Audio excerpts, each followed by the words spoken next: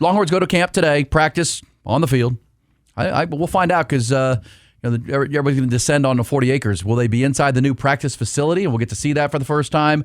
How's that going to shake out? You're not going to have to trek up to the bubble because they're not using the bubble anymore.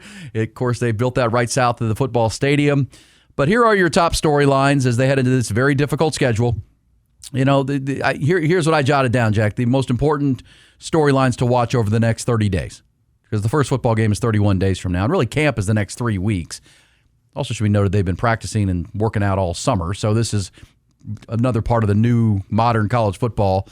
They've been together. It used to be you'd leave for a couple months, come back, and this would be like the camp. This is like high school does. These guys are there all summer long, starting in June and into July. But now you hit the field, you start working on the things, your installs. All the things you need to tighten up. And these are some of the storylines I think we'll be watching and talking about. Arch Manning's leap in championship expectation, right? Does Arch Manning, he's talked about not just the experience he gained 1 year ago through the ups and the downs of a tumultuous season, but it finished very strong with 7 wins in their last 8 games. But he's talked about technique and working on his footwork and working diligently to work on some of the things that led to his inconsistent, ability to hit even short intermediate routes consistently. That's all footwork. That's all reps. That's all doing it right. What is it? Practice doesn't make perfect, Jack. Perfect practice makes perfect. Now you gotta rep it, and that's something that Arch and Sark have talked about. They've worked on tirelessly this offseason to work the footwork to make him, because if Arch Manning can get into the mid 60s with his completion percentage, 65, 66%, especially on those intermediate passes, those short to intermediate throws, we know he can throw the deep ball. Texas becomes a really dynamic offense, and that's as much as it is about the hype of Arch Manning and the championship expectation. It's really his fundamentals. When we start seeing camera stuff and stuff on the field and open windows, that's what you want to see from Arch Manning. Solid base, feet under him, consistently, 100%. Not off back foots, not sidearm throws, deliver the ball. That's something he has said and they have said he's worked on all summer. Now you get to see it hit the field. And how glaring was that against Ohio State? Oh, right. Left a lot of points on the field. Left a lot of yards on the table. Going back to the first play of the game, he threw a wide open pass about 7 yards short. And that's just something we didn't see from Arch late in the season. So you're hopeful that he can carry that over into the next season because, it's Arch Manning. A lot of the NFL film guys, not just us here in Austin, have said, no, there's a clear difference, and a lot of it is reps, and a lot of it is mental, and just getting over your own hump of being like, man, I feel like I'm supposed to be playing better, and I'm not. Just kind of settling in and becoming the player that you're supposed to be. I think Arch will do that this year. The other top storyline, Will Muschamp's addition and the installation of a more aggressive defensive scheme. I think everybody's eager to see that, and they'll sharpen one another. You've got offense against defense. You challenge one another. The Texas offense can go with anybody as far as weaponry. And this defense will have its chance. There'll be some mano-a-mano, good-on-good here in this camp. There's also the revamped skill players and run, obviously the offensive line, continuity, health, and the key additions there. And that could include Cole Hudson. It'll also include the portal help they've added. Revamped skill positions, though, too, with the two new running backs, Cam Coleman, Michael Masunis at tight end. They've added key pieces there. That is something to watch here as they hit camp. And then, the Cole Hudson storyline will be one to watch, and we'll hear from Sark here today. First time since, as I can tell, since we were in Tampa for media days when that whole story broke that he's, he could be eligible and he's interested in it. So we'll hear the latest on that situation. Maybe we'll see Cole Hudson show up at practice today. I don't know. We'll see. Also, don't lose sight of this, Jack. Special teams overhaul. With the expectations, Longhorns will have a new specialist. They'll have a new kicker in Gianni Spetic. Is that how we say it? Spetic, S-P-E-T-I-C. I think that's how he came from Memphis, where he kicked for the Tigers last year. Much like Mason Shipley came in and delivered from Texas State. You can see this guy. He's got a big leg, very accurate. Gianni Spetic. Also, punter, comes in from Chiamento. He comes in from Florida State. He'll be booming the ball after the 1 year you had with the kid from Utah. And then you do have Ryan Niblett back as your specialist returning kicks. But you have a new long snapper, punter, and kicker, which, again, these are the details that could lead to winning and losing football games that will be of focus as we hit training camp. And I think Jeff Banks is one of those guys that he's kind of polarizing. There's a lot of people that think he's escaped a lot of criticism, and I'm one of those people. Nobody has talked about how rough special teams have been for Texas when that's supposed to be, since Keelan Robinson left, it's been all negative except for Ryan Niblett. Mason Shipley was pretty good in terms of just drilling kicks, but just how many mistakes did they make on special teams each of the last couple of years? Penalties. Getting fake punted on but multiple times in key games and key spots. Like, I'm keeping my eye on it, and it worked last year, but what if this kicker's just not that good? What if he comes in, gets the yips or something? I trust them to recruit. I'm sure this guy was the best guy in the portal, whatever, but I don't know. I'm not just going to be like, yeah, and special teams will also be fine. You're right, and that's what we're shining a spotlight on, things to watch. We think Will Muschamp's new installation and more aggressive front and defense will be great. We got to watch it. Arch Manning, fundamentally, is he a more solid quarterback, which is going to lead to a higher passing efficiency team? Is the offensive line, with the additions, better, more physical, able to move people, with the 2 running backs behind it, plus a freshman in Derek Cooper. So, yes, these are all ifs. This is what the spotlight's about. Why we're reminding you, here's the things we're watching when the 2 deep gets going and we start to hear from the coaches and hear the insider practice reports and those type of things. These are the things we're watching. I wanted to mention, though, too, wisely, I think, Sean Miller and Texas basketball yesterday, they had an open practice because they know a lot of the media that comes from around the state to cover football camp, get here and they're ready to go for football camp. So why not have an open practice and for the media to get to see, and the people that cover Texas get to see this new roster for the first time. So we saw, I'm sure you saw some of this, Jack, floating around social media, video of Marcus Spears Jr.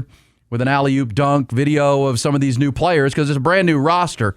And Texas has high optimism. I wanted to play this for you, too, on the basketball side of things. We'll get back to the football coming up. Also, team number 23 in our countdown before the top of the hour out of the SEC and on the Longhorn schedule. But, during his time between Arizona and Xavier for the second time, Sean Miller, one of the things he did is he joined a podcast with Jeff Goodman. Like, they brought him in, they were friends, and he was on the podcast for that one gap year that he had. And so he's friendly with those guys. But Jeff Goodman's one of the best. He's got a podcast called Field of 64, and he was talking yesterday about this roster and what Sean Miller has built. And it's another, as we're optimistic about the Texas football team, I wanted to play Jeff Goodman and his partner talk about just how good this Texas roster in basketball can be as they go to camp coming up in October. And he's put together a roster that, man, it's loaded. I would say there are 5 better rosters in the country than what Sean Miller has put together at Texas. And it starts with their front court, Rob. It starts with their front court. And we'll get to the perimeter, which is damn good as well. But when David Punch is one of my favorite players that I saw last year in person. He is perfect for Sean. He's a big, strong, little bit undersized, but he fits what Sean wants, right? Like 2-way forward who put up numbers last year at TCU, averaged 14 and 7 last year. And you pair him with Modest Vokatitis, who is 7 feet now, a senior, started his career. We saw him at the beginning of his career with FAU. And I thought he made huge progress the second half of last year. He needed to grow up. He needed to mature. He's the master of the hook and hold. I feel like he's the master of it in college basketball. But he's gotten so much better. And the key is now you surround him with better defensive players. That's a key for this Texas team because Modest, that's his big probably weakness if he's got one, but you can give him the ball, he can score. Those two can play together at the 4 and the 5, and they are going to be a problem for everybody in this league. Yeah, they are 100% built in the mold of what you would think last year's championship teams needed to be built like. They have a stud at the 5. They have one of the toughest foremen you're going to find in college basketball, who, by the way, can step out and make a 3 and can pass the ball a little bit in David Punch. Rightfully so. Punch is going to be one of the highest paid players in college basketball this year. You have a freak athlete in Elijah Freeman that can play the 3 or the 4. You have a freak athlete in Marcus Spears coming in who could play the 3 and the 4, who is a potential top 5 pick in the 2028 draft that is going to be able to get eased into playing at the college level. And they have a bunch of just shot-making scoring guards that are capable of winning one-on-one battles. And when you look at what Florida was last year, when you look at what Florida was the year that they won it, when you look at what Michigan was last year, they are a team that can play at pace, they are a team that can guard, and they are a team that can force turnovers and pound the glass. What they're basically going to do is more or less, and it's not going to be this simplistic, but more or less, they're going to say, we have guards that can get a shot anytime that they want. Our bigs are going to get all the misses. So if we're going to run our stuff. We're going to try to get good looks. That doesn't work. Isaiah, go get a shot. Mikey Lewis, go get a shot. Austin Goolsby, who they love, by the way, go get a shot.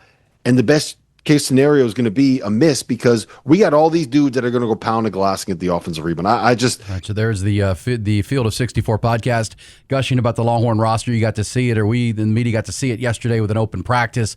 We'll talk to some of our insiders that were there. But that's, again, kind of like we talk about Texas on the football side. There's the national conversation going on, not just in Austin, Texas, of excitement because it's built like the Michigan team that just won the national title with size, athleticism, and depth. It's built like the Florida team that won the championship the year before. And for you, Jack, as a basketball guy, that's pretty exciting to hear. That's what you want to see. Exciting hoops at Moody Center this year. Yeah, it should be great. And we like those guys, especially in the college game that can go get their own shot. But then, I love a good offensive rebounding team, and they were just talking about that. Like, it doesn't even matter what you throw up. Like, sometimes that's the strategy. Just get it off the back of the rim and let the tallest guy on the court go grab it, and that's modest vocatitis. But I think that we are almost underselling, like, just how many dudes that this team brought in. Like, Mikey Lewis committed at the end of April from St. Mary's. He was late in the game.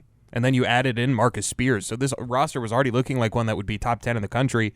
And now I think with those two commitments that you add in, I think it could be as high as top 4, 5 preseason. So I think that this team is great. I think I'm a huge Sean Miller fan. Just after what I saw from one season on the 40 acres, I think he gets the best out of his teams. And I think we saw that. It wasn't the most talented team last year, and they got it all the way to the Sweet 16 despite some ugliness in the regular season. So I think that the sky is truly the limit.